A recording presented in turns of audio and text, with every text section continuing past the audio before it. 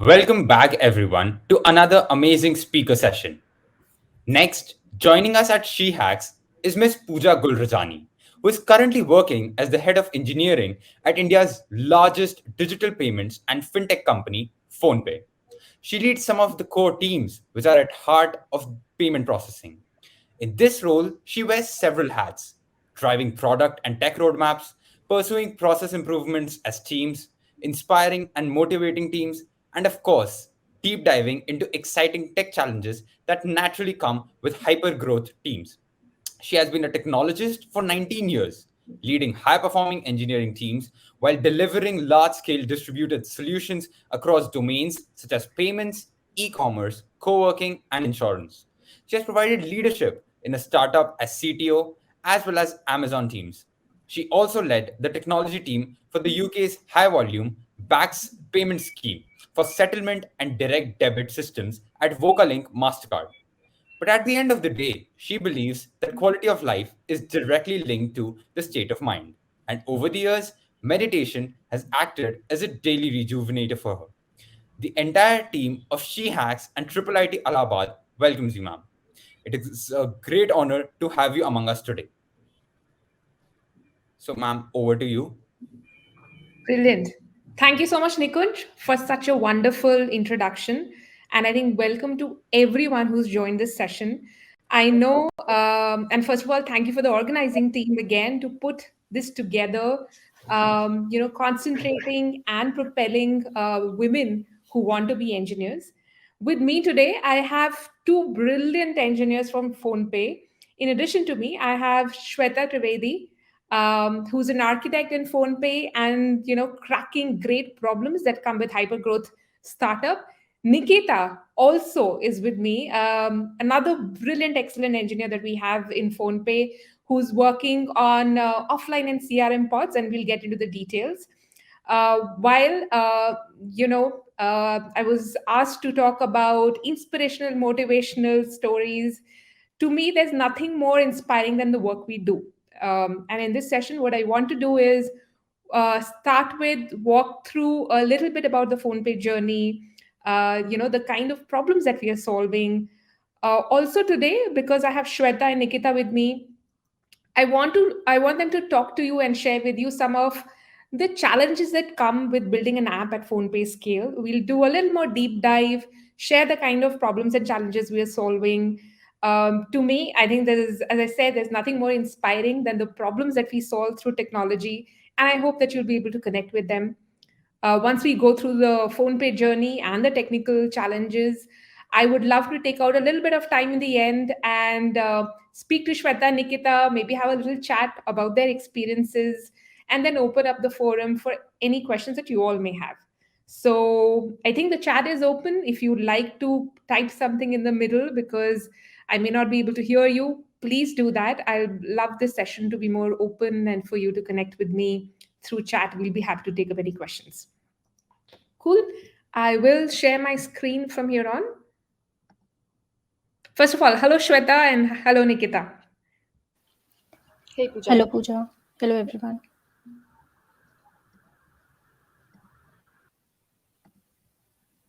I hope everyone can see my screen. Yes, Pooja. Great. All right. I think our journeys, all three women engineers here in front of you, is currently directly linked to a growth of an exciting a startup in an exciting space. PhonePe, I believe that most of you have heard about it, and I hope all of you use it today. It is India's largest digital payments platform, which started it in 2016. And what I want to talk and share about PhonePe with you today is while we all use some aspect of the app, we hear a lot in the industry about the solutions it brings in. Wanted to give you a little bit peek behind the app. What are we offering the consumer? What is the scale that we look at today? How do we enable that scale at PhonePe, right? What you see, what goes behind the scene, what are the teams doing? And a little more deep dive where Shweta and Nikita will take you through some of the challenges that we have in the app and how we're resolving those. And then we'll move on to experiences as I spoke about. Moving on. I remember that I was having a conversation with all of you or some of you just a 6 to 8 months back, where I put up this slide and I was very proud, and I still am, that today PhonePe has reached almost every Indian's life, or at least 1 in 4 Indians are today using the PhonePe app. And it's really breathtaking for a company, for a tech solution in payment space to have launched in 2016 and reach the trust and the faith of so many consumers, um, is sort of heartening. And I think it always starts from a very humble sort of look back and thankfulness that we come in here, that technology helps a lot of problems, but to reach the trust and be in everyone's hand where people can, you know, in a flash of a second, make their transaction and not worry about something which was probably a very complicated way of doing things before UPI and digital payments came into place. So that's the reach of PhonePe. I did want to spend in time a little bit deconstructing the consumer journey, right? Today, when we open the PhonePe app, we pick up some of the use cases that we want to do, like we may want to recharge for a phone or we want to pay to a friend. How we look at it, a consumer's journey, is sort of bracketed into four aspects, right? The journey of a consumer um, may start with sending money, and that's how we also sort of launch these products. But the way we look at enabling for anyone in the country is how can they, in a very simplistic manner today, send money across to other people. How can they do money transfer to different bank accounts, whether it's their friends or anyone else. The next step of the journey is certainly spending that money, right? Very easily, very securely, very quickly, very reliability, right? In the age of phone, when we have it in our hand, how can we securely access our money and spend on the things that we want to, in a more efficient way, where we don't have to pick up a car, find a time off work, and probably go and pay a recharge bill anymore, or pay an electricity bill. So the send money journey, the spend, and I'll come to the use cases. The other aspect of the journey is what we provide is the ability to now manage the money, right? That could be through insurance, and also grow the money, which is through gold savings and mutual funds, right? When I look at all these journeys that we provide to consumer, right, and if I map the use cases, you can see today on the app you can do a P2P, what we call a P2P transfer, where you can choose someone's mobile number, a VPA, and send money to them. You can send anyone over the app the money to another account number directly, right? We also have some gifting experiences today on the app. On the spend side, right?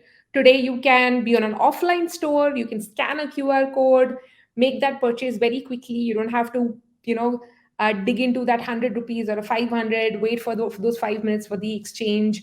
It's secure, you get those transaction amounts, what has happened to your bank account instantly. Similarly, as we move into digital age and we move online, all the purchases we are making online, whether it's travel, recharge, bill pay, those are possible today through the PhonePe app.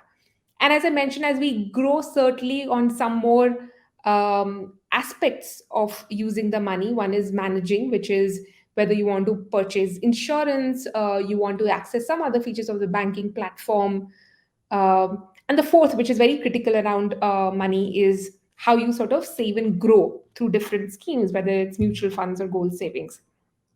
So that's how we see sort of the use cases building out for users. To break it into, now when I say that 1 in 4 users have this app and are using it, if I translate that into use cases, what I shared with you, but when users come to the app and use as many of those use cases, what does it mean for us, right? Today, there are 360 million registered users. Um, and the proudest aspect today is that we have more than 26 million merchants across the country, right? 99% of pin codes covered where merchants accept payments through PhonePe. That's a mind boggling number, right? In a country where, as complex as terrain, as diverse as we are, to the ability for us to use our PhonePe app to access our UPI or other instruments, credit card, debit card, and use them on merchants for different kinds of varieties of buys we want to go across 99% of pin codes, is an amazing and mind-boggling reach, I feel. Which also means that for all those merchants, we settle them money, and I'll come to that aspect a little bit later. Some of the other numbers you see on your screen, we have about 155 plus million monthly active users. In a month, we see over 5 billion app fires. So that will also translate into another session. Later in the session, we want to talk about the complexity that that app brings in. And as I said, while we solve it for consumers on the payment side, it also it's very important that we continue to be successful as a company, and we've reached a 650 billion analyzed CPV run rate. So I'll pause there in case you had any questions. You can certainly type there. Um, what does it mean for a technology company focused on a consumer to enable this, right? To enable the number and plethora of use cases, to enable the hyper growth which is required.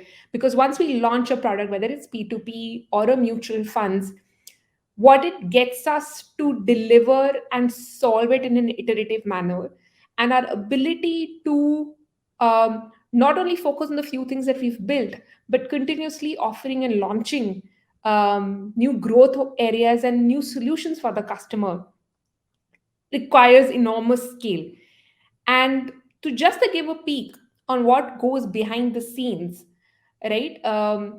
We have different kinds of skill sets, and different kinds of way different organizations can enable that. One is the business scale, right?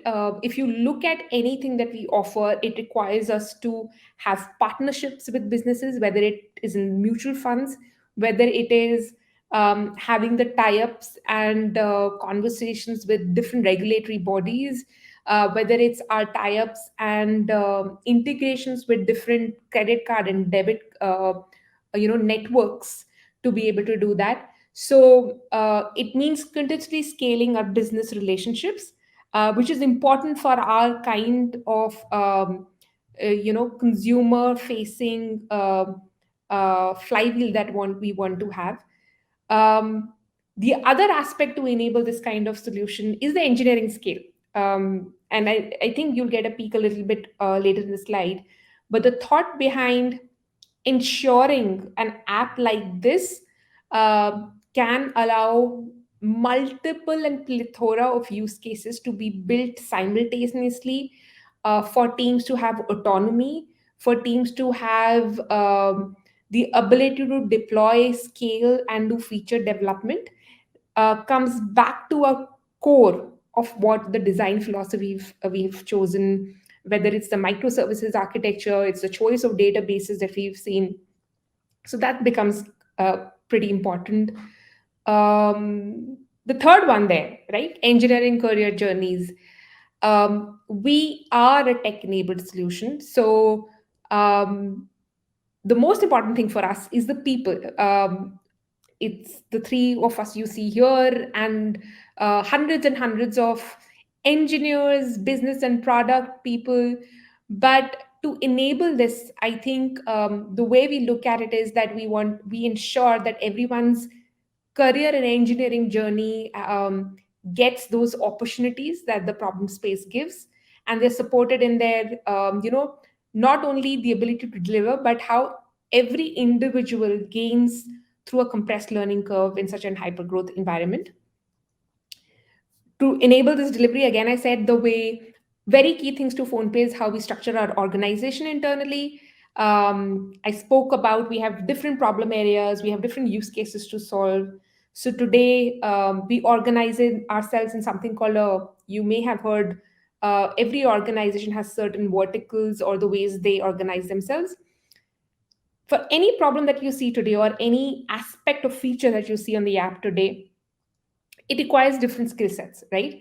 It requires product thinking, it requires business analytics, it requires data intelligence, it requires back-end engineering, it requires front-end engineering, it requires architects. And so what we do is that around every problem or a growth area where we want to launch, we bring in all these skill sets, and that team is what we call a pod. Very critical ones that you see today on the app, you may think that it's only payments that's working, but there are amazing number of solutions that are working just for a payment to happen from an account to an account or through an instrument. We do a lot of inline fraud detection, without which it wouldn't be possible to keep the scale of payments as trustable and secure as it is today.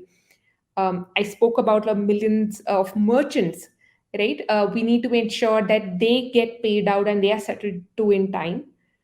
Um, the number of users we have today, right? They have queries, they like to reach out to us for a lot of aspects.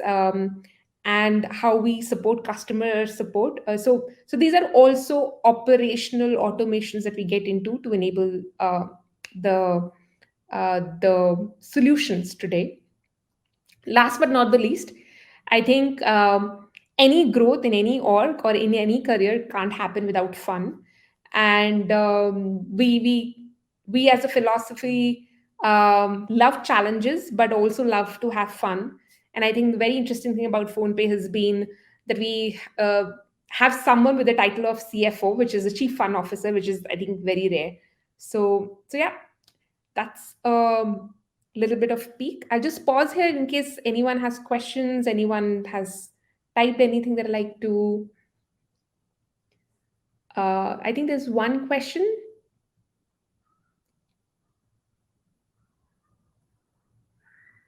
Or there's something about the mentality. I'll take that up towards the end. I think from here on, I will move on to the deep dive that I like Shweta and Nikita to share with you.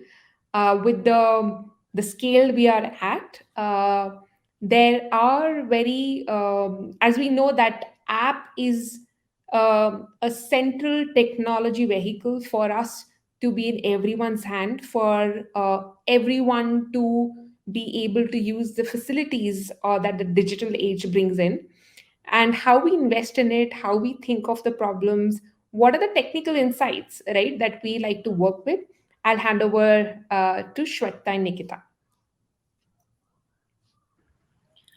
Hey, so I'm Shweta. I'll be giving a little bit of peek into the scale that PhonePe consumer app deals with, developmental sense as well as the eventual end user when the app is being interacted with, the challenges that app faces.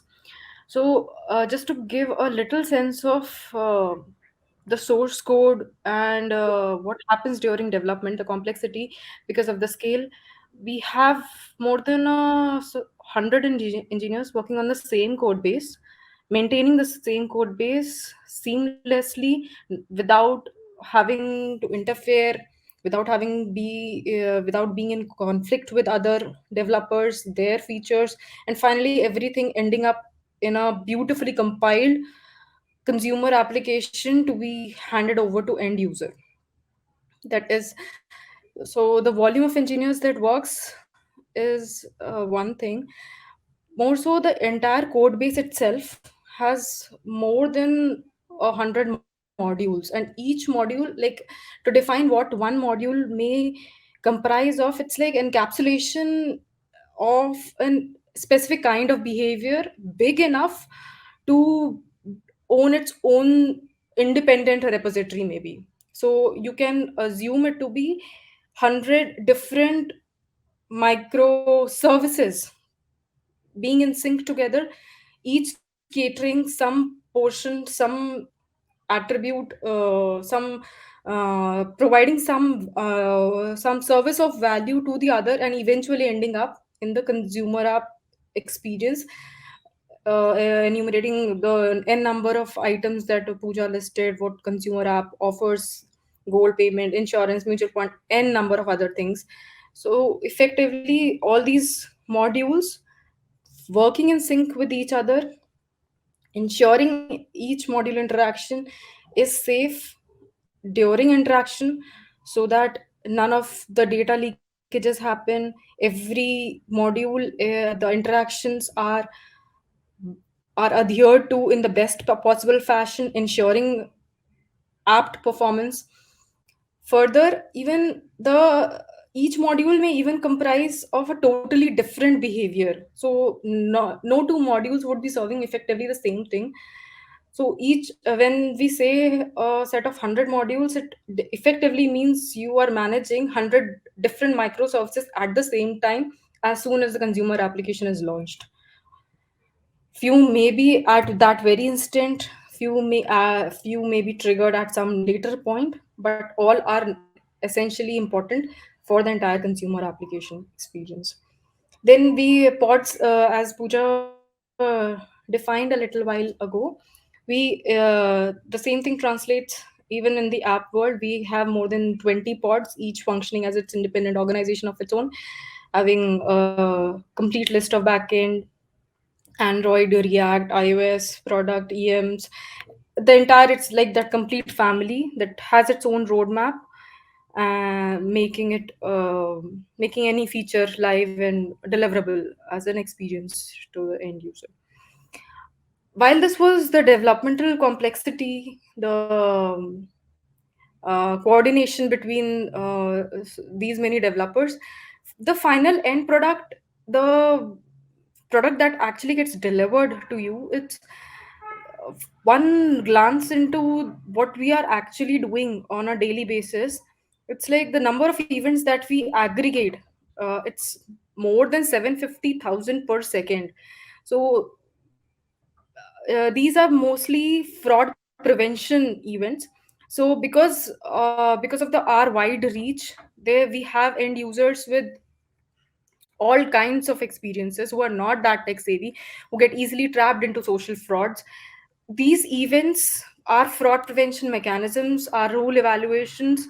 The intelligence that we have put effectively protects a lot of users, a big number of users, from getting trapped by fraudsters, especially because of the social frauds that happen on a very on daily basis. And typically, like, there are more than like 300 million rule evaluations per day. By rule evaluation, I effectively mean is, so we have a system of, let's say, data points are generated. We have a set of rules that are effectively to be triggered, and rules on evaluation sense that this might be a fraudster trying to overtake an account. A fraudster may be trying to make someone pay on their behalf, a social fraud, a typical social fraud.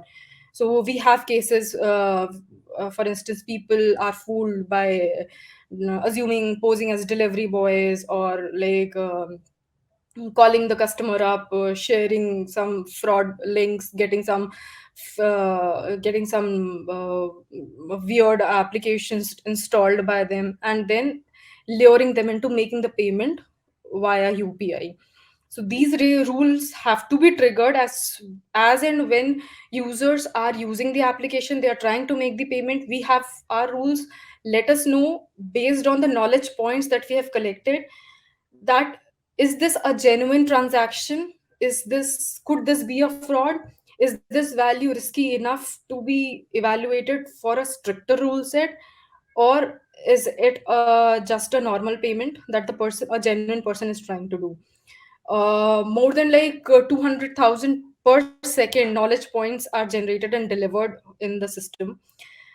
And especially all this evaluation, all this volume of data could be of very much overwhelming and would be of little use if we happen to take a little more time into evaluation. So latencies and rule evaluations, knowledge points generation happen to play a very very significant role, because if you are late by that time, the transaction might have happened and the person may have lost a big amount of money. So we have been able to keep the latencies below 40 milliseconds, in the 90th 99th percentile range. So these numbers are trying to sum up what PhonePe security system at PhonePe, how the stats look from its angle. Are we trying to keep our customer base safe, especially with the way it is with the way it is reaching every household. Third, Nikita, I believe we would want to talk about the volume of data that our app is generating and points. Yeah. So Shweta did like just touched upon the fraud side of the things, of the transaction side, but overall in general, like if you see, the app is doing a lot more, right? So any event or like any analytical event that we generate is nothing but a user interaction that can be tracked. So event tracking usually like collects data like button clicks or form submissions, page loads, file downloads, or data like session data, right? The duration of the sessions. So just to like exemplify, let's say a user is opening the app and he goes to the recharge page, he browses various operator plans and then selects one, and then proceeds to payment and then completes its recharge. This one flow would have generated event at each step, and this was just one user. Now imagine a user base at a scale of billion driving similar flows every day. This directly indicates the amount of data that we are pushing and storing and processing every day. So overall, this data is extremely crucial for analyzing how our users are actually interacting and engaging with the app. And we use this data to identify problems and drive certain strategies based on them. In other cases, there are also cases where we drive many trigger based flows, which result in app manifestations on the top of these events. So, all these actually make our data management services and processes extremely crucial, and it demands to be performant. Yeah, I think. uh, I'll speak a little bit about the challenges that go in as uh, being an app developer, challenges what the app sees on a day-to-day basis during development as an end product, everything. So first major challenge is no doubt the architectural challenge. Means as the app at the end is expected to be as accommodative as it can get, as extensible as possible, without having to hurt throttles of our backend systems that might so for instance an application, let's say there are two different pods or two different modules trying to access and maybe write on a same disk system. Now that disk system being written by a single instance of app by two different modules in two different ways can multiply into billion writes by two different systems in totally two different mechanisms that might not be as optimized as the right system may want. So effectively, anything, even a single feature that has to be accommodated in, should keep in mind that our backend systems cannot be throttled because of the way it is going to multiply as instances of application that may be run every minute. Typically, we have around 5 million app loads every minute, and anything amiss, anything that we may have ignored can translate into that big of a volume. Then we need to ensure that we support as high a QPS as we at PhonePe do. At the same time, deliver single user experience with lowest possible latencies. Like trying to accommodate for our infrastructure its QPS. However, the best way for module 1 was to take a mechanism A, but to accommodate for the QPS, the throttles, the rule systems that the universal backend system may have, to adhere to that, to respect all those, module 1 may have to resort to an alternative approach that may not be that performant. This can in turn affect latencies for module 1 manifesting itself. So here the balance, and you effectively need to ensure both the things. You need to have the lowest possible latencies. You also need to ensure that you are never hurting backend systems with the volume that PhonePe caters to. Then another challenge in architectural senses, you need to be designing features, you need to be designing your modules, your work, such that has to minimize development cost. Because imagine like 100 developers, coordination is not an easy task, and coordination is not readily possible. Every day you cannot be speaking to or discussing what any other person is doing. So the work itself has to be optimized enough to minimize the development cost, to minimize the time, the effort in cross coordination, collaboration. Third, it also the reusability of code base. For instance, a particular module had to maybe do some batching, some had to send out, for instance, the Nikita's example, it had to send out a number of events. Now, just the analytics events also may require some sort of a batching capability. However, the same thing may be required by another totally independent feature. Maybe you're tracking something else that also requires batching of some other kind. The batching framework, whoever is working on it, should be designed in such a way that it should be easily plug and play by anybody who would want to solve effectively the same problem statement. Batch n type of things to happen together. It might not necessarily be events. So reusability is something, well, reusability within the same source code. When I say same source code, it's like the maybe Android source code or iOS source code. Even reusability across platforms, things that maybe Android team has worked on, should be, if they are, if it's a core functionality, let's say the event collection, event generation, not event generation, event collection thing, if Android has developed it, same thing can be very much easily used by iOS applications as well. Because events, both applications will be generating, both need to collect, batch, and send over to other same backend servers.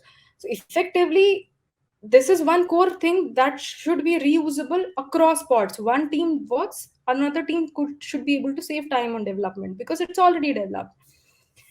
Another pillar or another dimension to architecture is anything developed. Performance is something that can never go for a toss. Anything developed has to, at all costs, has to respect all the vital perf parameters. It can never let the system choke on resources. When I say system, it is the user's device, the phone, the tablet, whichever device the application is running on.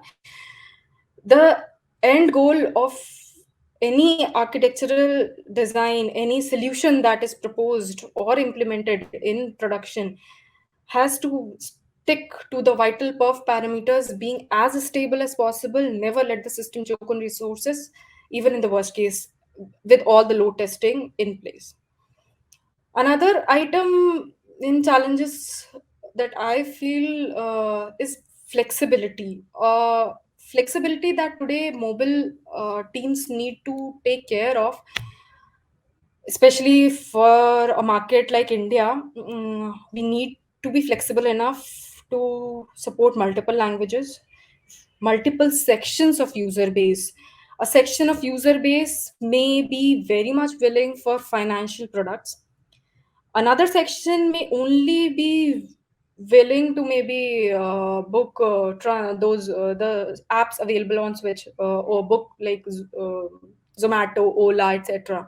The daily general user base who is not very financial or the stock market oriented one. Serving of, and your application should be able to cater to both sections according to their taste, according to their preference. The data points that you learned a little while ago in the earlier slide, effectively, they should be able to let your application be flexible enough to cater to the correct user the right way. Each user may have to be served differently, may have to be read differently. So flexibility is something that any application in mobile would want to be always acing up. Third, very pain sort of for especially Android folks, the fragmentation in market. Android, I believe, as people know, it is an open source project. Custom OSs like OnePlus, Samsung, Xiaomi, most of the Chinese manufacturers, the amount of fragmentation that is available for Android devices, it poses a very big challenge for an application that is catering to this large user base. You need to, with customization of OSs, APIs that are expected to behave in a way, system APIs that are expected to behave in X way, they're expected to give this output after executing, let's say, a Y steps. They might not be giving that in production. And you need to take that into account when you are developing. You have to take into account of things, devices that you have no control on, resource utilizations on machines that you may have never put your hands on ever, customized operating systems, their own disk IO times, especially their own weird functionalities that they might not even be adhering to the standard compatibility test suits that they are supposed to, because it is an open market, it is free, anybody can be doing any sort of customization. And those, there are devices that get really popular. You need to take all that into consideration, especially if your user base has a high percentage of such devices. Then another point was on the operational reliability. This, I believe, goes without saying. If you have this big a user base, approximately, I think I mentioned like 5 million approximately users per minute, 60 million screen views per minute. With such a big scale user base, when you have that additional responsibility, people actually, so payments is something you need to have the user's trust. If you happen to fail at that very critical moment when the person was about to make a payment at a shop, and he chose to trust you and did not carry his or her wallet with him, and if you fail at that moment, it is a failure, I believe, forever. You have broken that trust. Operational reliability is something, no matter how fast you would want to ship your features out, no matter what problems, how flexible you are, but if you messed up that basic operational reliability, you broke the promise that the application, that the user trusted you with. It was the bare minimum that you were expected to do, and because of some developmental challenges or dealing with other things in the system, in the entire ecosystem, we can never let the that reliability, that trust go for a toss. So even a small feature, a very extremely small feature that may just introduce a flag or maybe some minor refactoring, it can manifest itself big, because you have very short span of time to rectify your things. Anything, any small bug that goes out, it can wreak big amount of havoc if it goes unchecked. And this is why we need to have adequate guardrails, adequate mechanisms to check things proactively rather than getting to know of them after they are out in production, after people complaining. Because you may not be able to update with the timelines you had expected. Roll back is not a very easy and not a very clean process once things are out. Then, so mechanisms to roll out features with confidence, because you also need to ship out features with a decent pace, with ensuring flexibility, ensuring n number of other things. So the confident mechanisms need to be in place that the rollout of features can be done with confidence. Some plans in place for easy rollbacks. By default, rollbacks will not be easy, but you need to have some plans for easy rollbacks. Reason, even if you, let's say, identify a bug, or I'll give you a very unexpected situations that may have happened. Play Store updates, typically they are expected, they take around 2 to 3 hours max. At times, because of some bottlenecks at their end, an app review can extend to maybe a week at times for bigger applications. And your users would be stuck with that bug till the time you can ship out a new build if these mechanisms are not in place. Uh, Nikita, would you want to talk about the performance challenges, security challenges? Yeah. Yeah, so Shweta did touch upon few of the like performance challenges that we usually face with the app development. So this actually means a running application without crashes or bugs, like she mentioned, and at the same time consume as little space in the device. It should not claim huge chunks of your memory, and it must deal with the battery life. It shouldn't affect the battery life. So there goes a lot of focus into measuring and improving the latency times, our response times, and managing device resources efficiently, how you actually utilize the device resources. Application launch times, like how quickly is the user able to launch your app and is able to like interact with it. Then there are screen rendering matrices, right? Like how quickly we are able to move from one screen to another and load the screens. So with all these aspects, actually testing for performance is equally difficult, as we must closely resemble the conditions that the user might face. Apart from that, there are other challenges across security, as I think many of you would be interested to know also, right? Like there is a security consideration across every aspect of the mobile app. Like if you talk in terms of the data, how does the application store the data? How does it fetches it? How does it display the data on the screen? Is it doing it securely? Then there is an aspect of network. How does your app connect to your servers and access the networks? How securely does your app sends and receives data, right? How does your server know that it's a trustworthy request from the app, and protect against malicious attacks like man in the middle, etc. Then there is an aspect of device. Uh, how vulnerable is the device to loss or theft? How do we ensure that the safety of the user's data in such scenarios? Is your app capable enough to self destruct to prevent such scenarios? Or does your auth implementations ensure that no other user can actually access your app or access the data inside your app? And another aspect is on the application side. So the code that we write for the app, how securely is the application coded? Can it be reverse engineered to expose critical information for the user, like his passwords or addresses or any other uh, critical information like your cryptographic keys and something, right? So app development actually needs to be diligent in thinking through all these scenarios to avoid any unintended consequences. And the last one that we'll like to touch upon is basically the guardrailing side, like what we can actually do to, guardrail ourselves from any mishaps.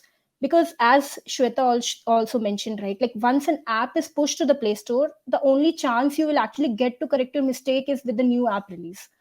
And but that also means that some of your users who are actually still living with the old buggy app version. So unlike others, the app development has the need to build efficient and effective checks around what is being pushed and when it is being pushed into any app release, right? So to approach all these challenges, we focus a lot on automation and tooling and impose these guardrails. So this actually applies to the entire life cycle of development and release processes, right? So during the development phase, to prevent mishaps, we have a set of elaborate guidelines for feature development that the developers can refer and follow to identify and accomplish crucial milestones seamlessly during the development phase itself. We have a lot of frameworks to ensure code quality is not compromised, right? You must have heard about Sonar Cube and linting. So we have integration with Sonar Cube, and we have static link checks and certain compile time validations, etc., to remove any like bugs or issues that we may find during the development phase and to ensure the code quality.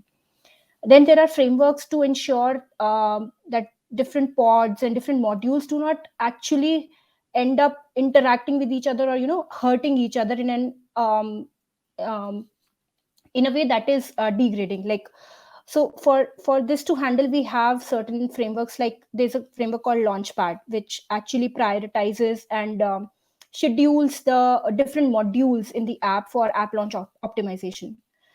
So this was the development phase. Then there is post development phase, where you've coded up your feature and you've tested it.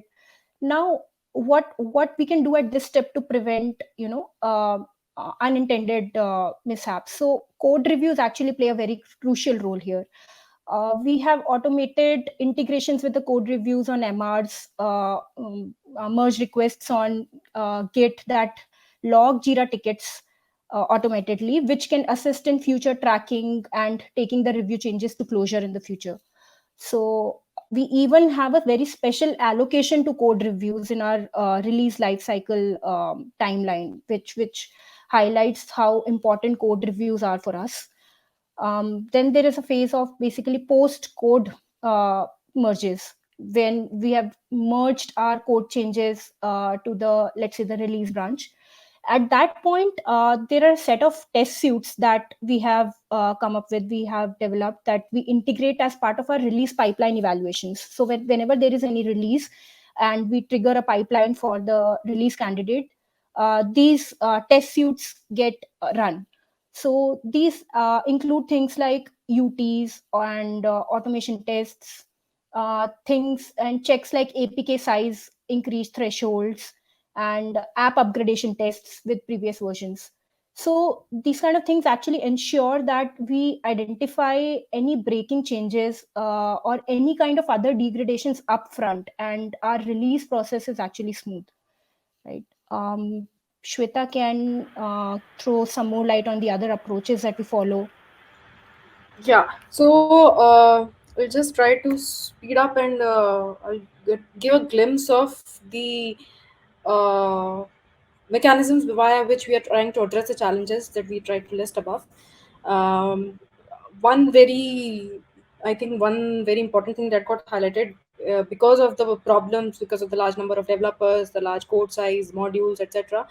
Effectively, the product that gets shipped out to production, end the end product has to be bug free, has to be functional. Reliability in operation can no doubt go for a toss. For to actually ensure this and remove manual interventions in the process, manual mistakes in the process, we have uh, we have worked on an automated app release cycle. It is still getting enhanced and has a lot more scope. Essentially, in a one or two liner, effectively, it is something. Each module, in its most granular state, defines its own version. A buggy version should be capable. We should the framework, the app automated release monitoring should be able to roll back to a previous stable version. It's as good as you have a stable version out. You ship out an alpha. It monitors your crashes for instance, crash free sessions, etc. If they happen to grow uh, beyond a threshold, it gives you alert it shoots alert emails, alert notifications, at the same time falling back to the previous stable one till the time you have fixed and ship out a new version. So each developer can be independently working with these releases being monitored on their own separately. Uh, then we also have in-house performance monitoring to proactively capture anything that may be buggy, and the maybe something that has gone out, that something that has degraded the performance, one is proactively capturing before it goes out. Even if that somehow skips our tests, then the final production data visibility, what real users are facing, and a glance, a good picture of that, and adequate anomaly alerts to let us know what is wrong. Pooja, what do you want to take up now? Cool. Let's All right. Is there cool? Brilliant. Thank you so much, Shweta and Nikita. Any comments from anyone? Feel free to type in. We really wanted to share, what's it behind the scenes, the challenges, the approaches that we follow here to build such a amazing consumer app for the Indian space. Feel free to chat in. I think if the organizer are okay, we are okay to go for another 5 minutes. I'll just want to have some questions. I would love to know a little more about Shweta and Nikita and have them share. Um, are we okay to go for another a couple of minutes or 5 minutes? I think I'll take that as a yes. So, Shweta and Nikita, why don't you share a little bit more about? First of all, thank you for sharing the insights of the brilliant work that we do here and the teams do here. I would love if you could share a little bit more about your personal journey, like, a little more about your background and what is the exciting problem that you are working at PhonePe. So, if we start with Shweta and move over to Nikita, that would be lovely. And in the meantime, guys, people who are sort of attending this, feel free to type in any comments or questions you have. I'll take them up after this. Shweta? Yeah, so I graduated in 2012 from IT Kanpur, and then I moved on to my first job at Kiwi Inc. It was a gaming as a game developer there. Then the games got acquired. Eventually, I moved on to Grofers, and then to hike. It was my first social app experience that was developed solely in India for Indians, and and then here I am at PhonePe. PhonePe has been very very different from almost all my earlier experiences. For at PhonePe specifically, it's one very unique thing is the sheer scale and growth of PhonePe engineering, the opportunities and the challenges that we need to work upon. They are actually pretty much unrivaled. Like the millions of masses. At the same time, one very nationalistic element to it. It's effectively we are catering to something towards financial inclusion of India. India has a lot of problems, and typically making payments convenient is critical to stimulating growth and effectively a greater financial inclusion. So this is typically something very very unique at PhonePe. Super, Shweta. Nikita, why don't you share a little about yourself also? Yeah. So I'm a 2014 CS BTech graduate from Delhi Technological University. I started my career with Samsung Research Institute, Bangalore, as an Android developer, and I worked on various solutions for the Samsung Pay app. I joined PhonePe in late 2018 and worked with the offline stores pod initially, then moved on to the CRM pod and currently working with the CRM pod right now. So in CRM, we have been solving problems related to the notifications delivery on the highly fragmented Android device market, on how to increase the delivery by integrating more delivery channels like an in-house push pull channel apart from the regular FCM push. Then there are problem statements around where all can we target a user, like to come up with an effective notification feed, one-stop solution for everything that is critical or important for the user.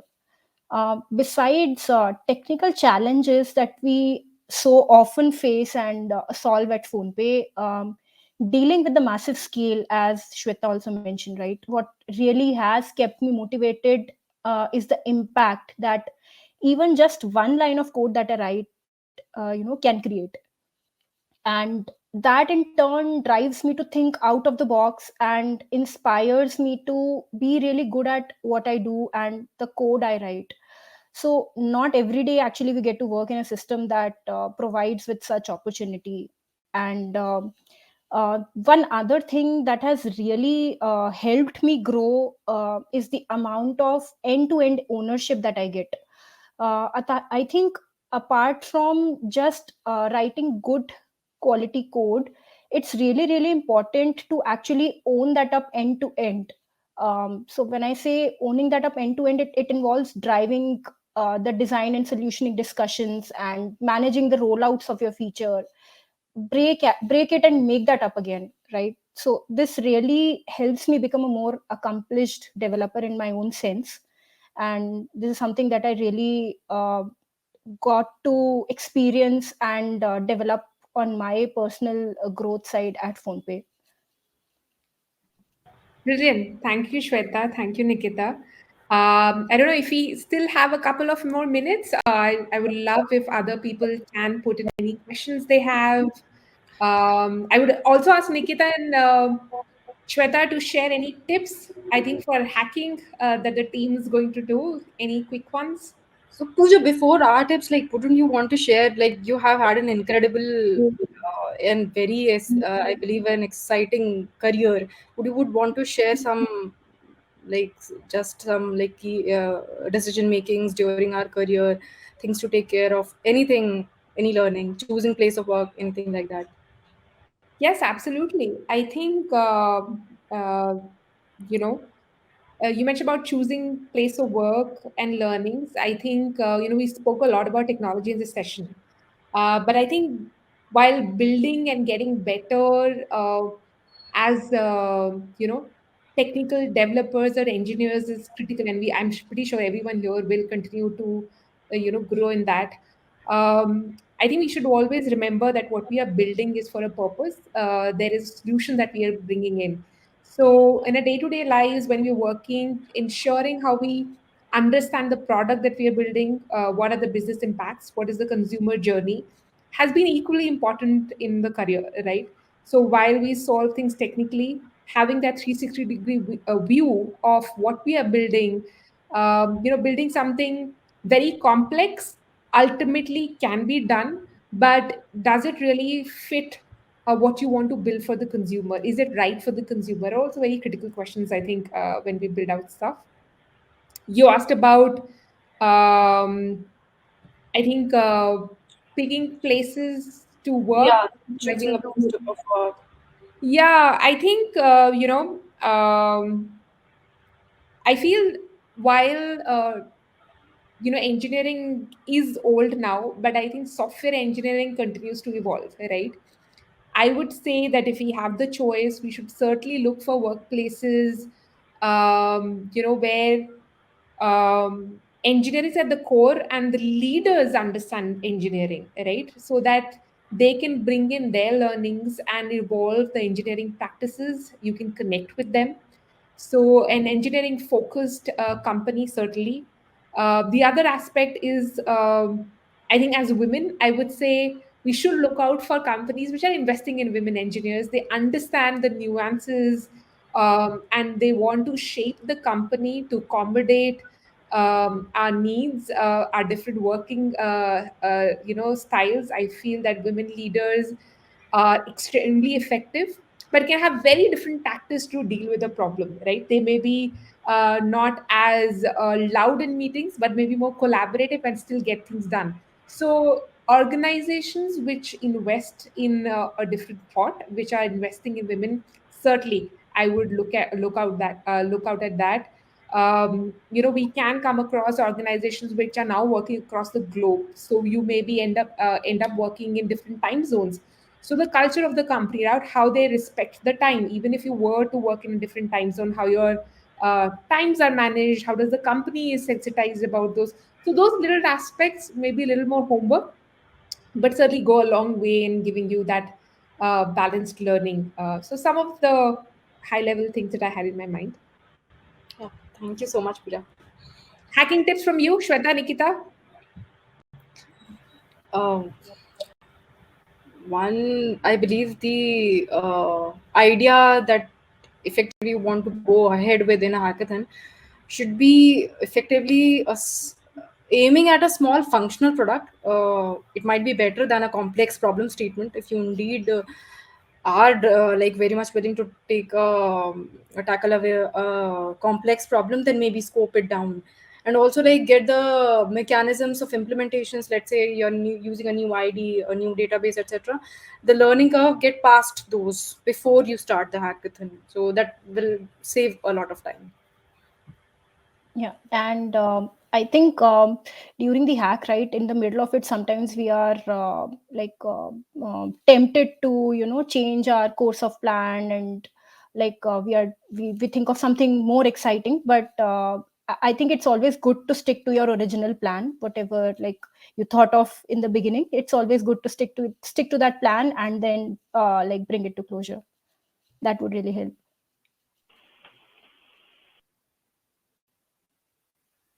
Pooja, you're on mute, I Oh, believe. thanks for reminding that.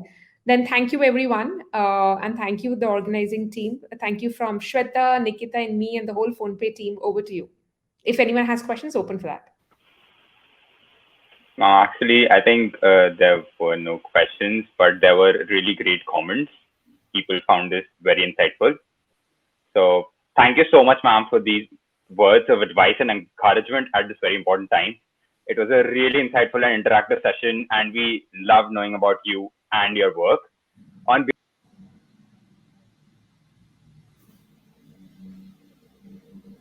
I guess he got disconnected. Thank you so much, ma'am, for these words. On behalf of Team She Hacks, thank you so much to all of you for taking the time out of your busy schedule to be with us today and leaving us with such valuable information and a renewed outlook towards technology. Thank you so much, ma'am. Cool. Thank you for all your time. You all can still connect with us on LinkedIn. Otherwise, if you have any questions outside this session, and we wish you all the best for the next few days. Thank you, ma'am. Thank Cool. you so much. thank you, ma'am. Thank you.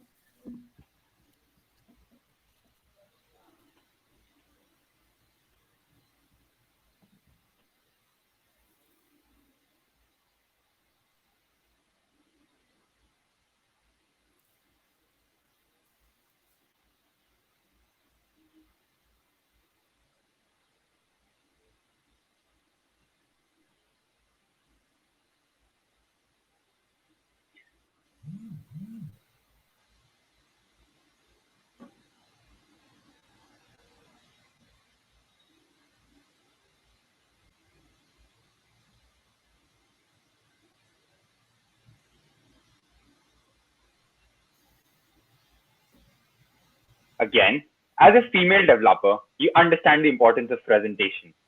A .co domain name is as innovative as you are. It allows you to create a more succinct, powerful, and global URL for your startup or business idea. As an attendee of SheHacks 22, you can receive a full .co domain bundle to showcase your work. This bundle includes one .co domain name, one email account, website builder, Linux hosting, and 500 megabytes of storage. This bundle promotion ends on 22nd March 2022. So don't wait to launch your idea online and take advantage of this exclusive offer today.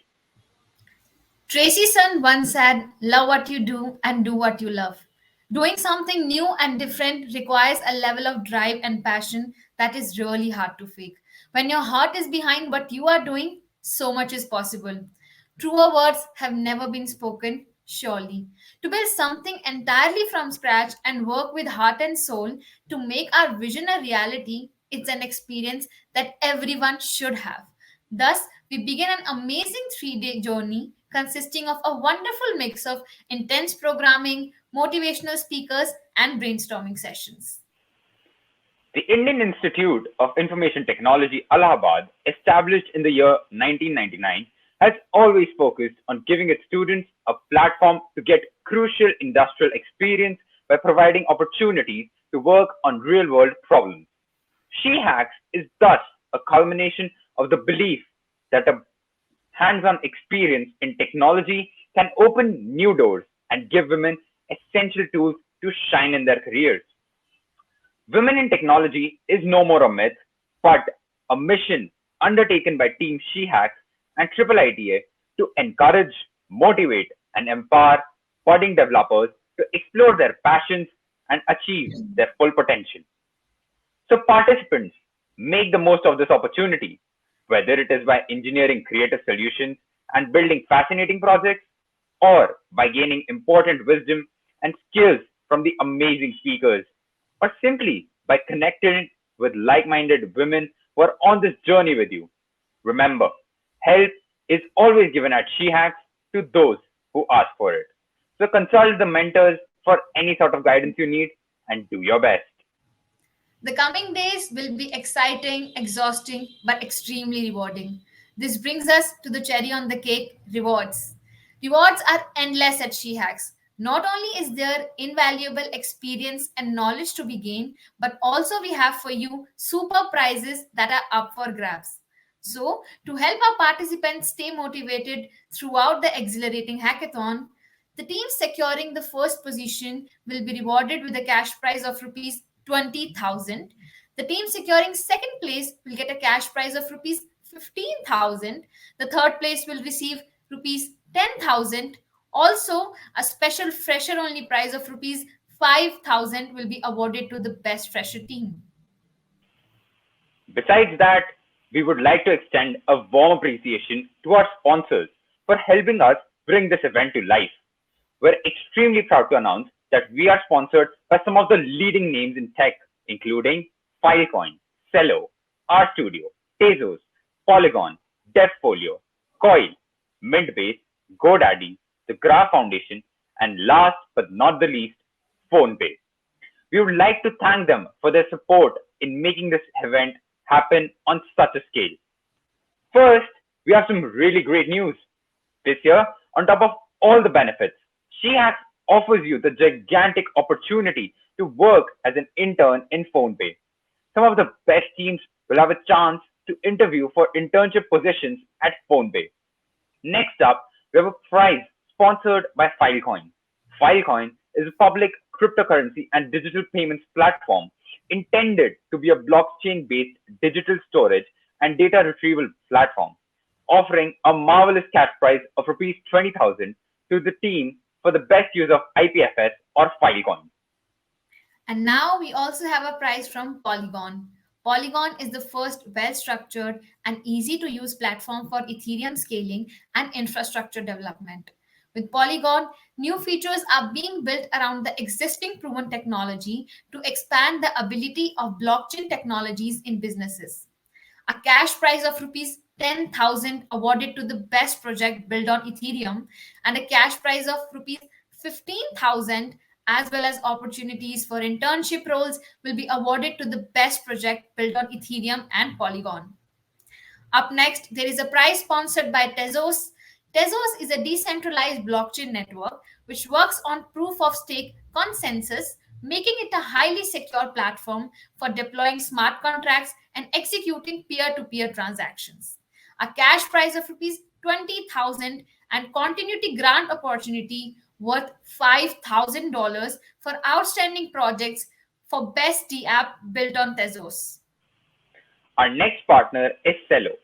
Cello is a revolutionary open source platform that acts as a global payments infrastructure for cryptocurrencies targeting mobile users.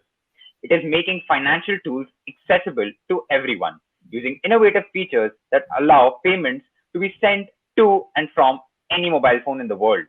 We are so excited to inform you that an amazing cash prize of rupees 20,000 will be awarded to the best D app built on Cello. Next up, we have Coil with a unique reward. Coil is offering the best web monetization project prize to the team who makes the best use of web monetization, Rafiki, or Interledger. The prize includes Anchor Power Core and Coil Winner Pin. Our next partner is Mintbase. Mintbase is a global platform and marketplace. It allows anyone, including those with less technical backgrounds, to create their own digital assets verified on multiple blockchains. Mintbase is not just another NFT marketplace. They are here to get you build up your own minter, market, and NFT redeeming systems. Our next sponsor is RStudio. RStudio is an amazing integrated development environment for R, which is an open source programming language that is widely used for data science projects and graphics. It aims to create free and open source software for data science, scientific research, and technical communication. Moreover, we also have the GoDaddy registry as our sponsor. As a developer, one understands the importance of smart presentation. A .co domain name is as innovative as you are. It allows you to create a more succinct, powerful, and global URL for your startup or business idea. We proudly present @.co and GoDaddy registry as our exclusive domain partner. And finally, we have the amazing company, the Graph Foundation. The Graph Foundation is the indexing and query layer of the decentralized web. Developers build and publish open APIs called subgraphs that applications can query using GraphQL. We also want to specially express our gratitude to DevFolio for aiding us with the registration procedure. The registration procedure would not have been gone as smoothly for both the attendees and the organizers if it had not been for DevFolio's unfaltering assistance and support. So, participants, what a lineup of prizes and so much to look forward to. All we have to say is keep your eyes on the prize and the victory will be well within reach. We owe Major League Hacking a great debt of gratitude for assisting us in putting this online hackathon together. Major League Hacking is the official student hackathon league. Every year, MLH organizes over 200 weekend-long invention competitions throughout the world, inspiring innovation, building communities, and teaching computer science skills to over 65,000 kids. MLH is a passionate and engaged maker community made up of the future generation of tech leaders and entrepreneurs. A huge thank you to MLH for their support. Here's a video.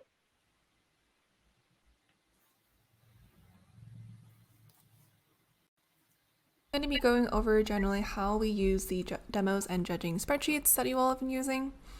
I've gotten a lot of feedback from you all. I love that you all are really, really enjoying it during your events.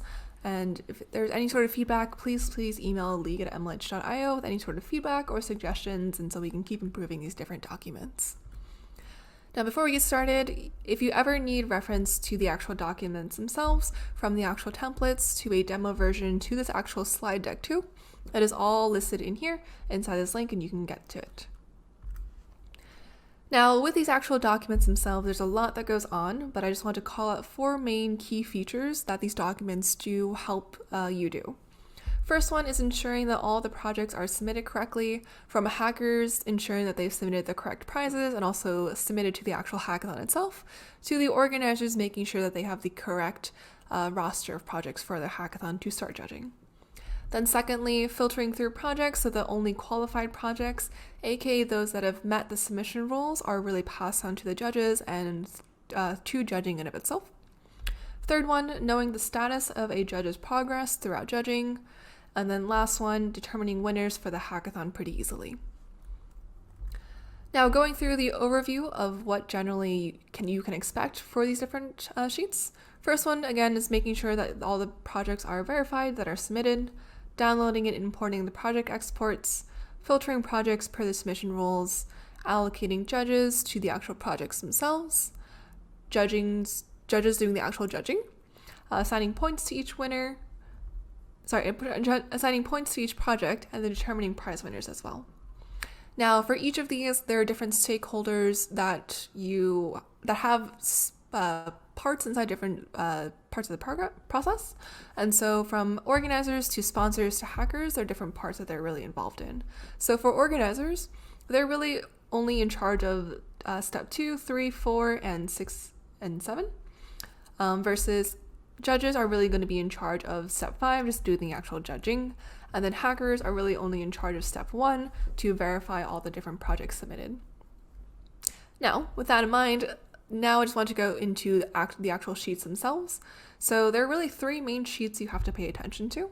So first one is the organizers demos judging digital tracker, then the digital hackathon project roster, and then the external judging phase.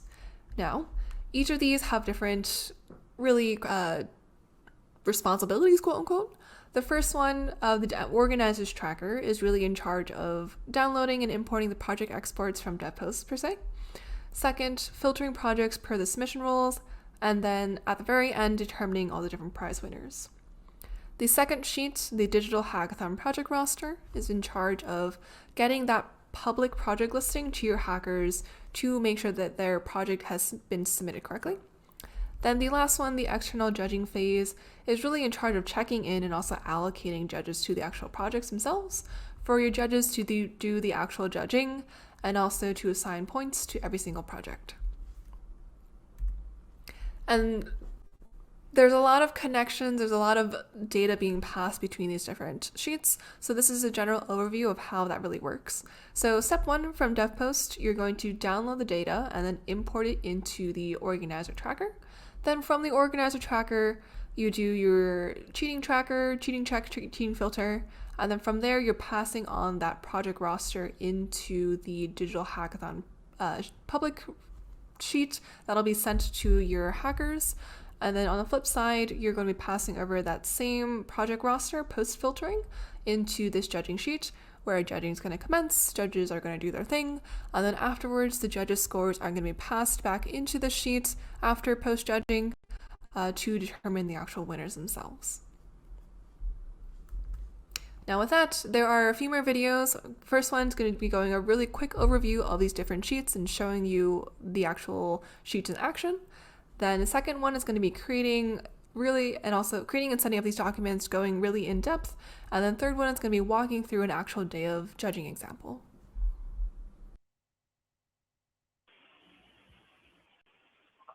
I'm going to be going over generally how. Now, I would like to introduce the lead organizer of SheHacks 5.0, Ms. Muskan Deep Kaur. Muskan ma'am is an experienced programmer with an avid interest in building projects on the web. She has faced challenges in the academic as well as corporate domain. She possesses a covetable tech stack and constantly works towards making it even better.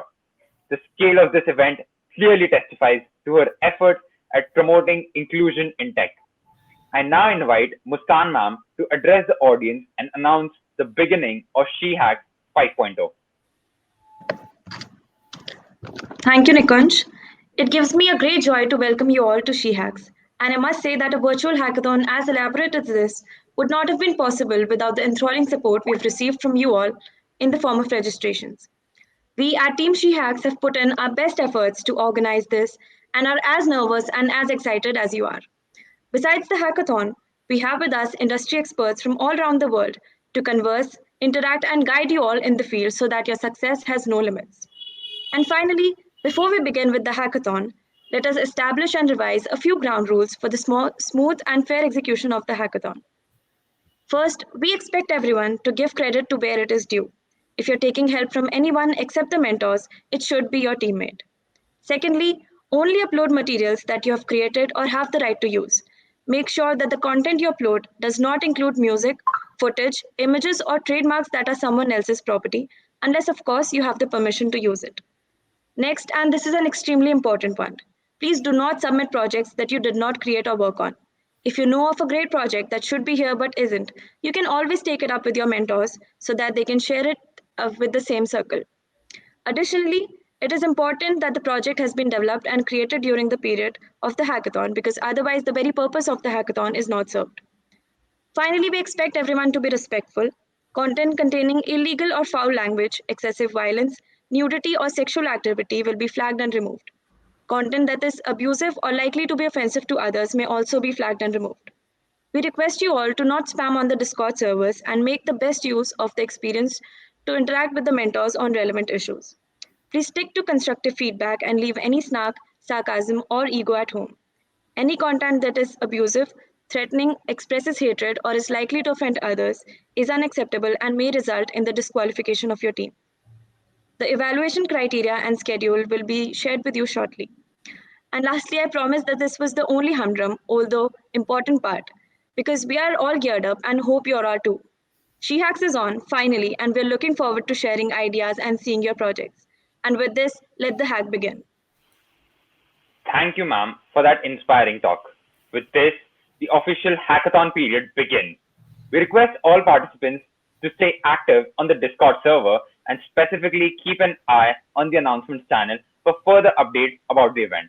Good night and happy hacking!